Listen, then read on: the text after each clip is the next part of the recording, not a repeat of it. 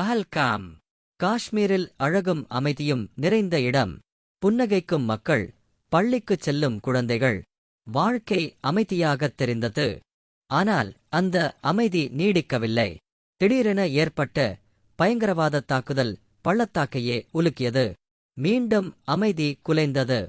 பிரதமர் மோடி இராணுவ மற்றும் உளவுத்துறை தலைவர்களுடன் அவசர கூட்டத்தை அழைத்தார். இந்தியா வலிமையுடன் பதிலளிக்க தயாராக உள்ளது. முதலாவதாக இந்தியா சிந்து நதிநீர் ஒப்பந்தத்தை நிறுத்தி வைத்தது. இரண்டாவதாக அட்டாரிவாகா எல்லை விழா நிறுத்தப்பட்டது.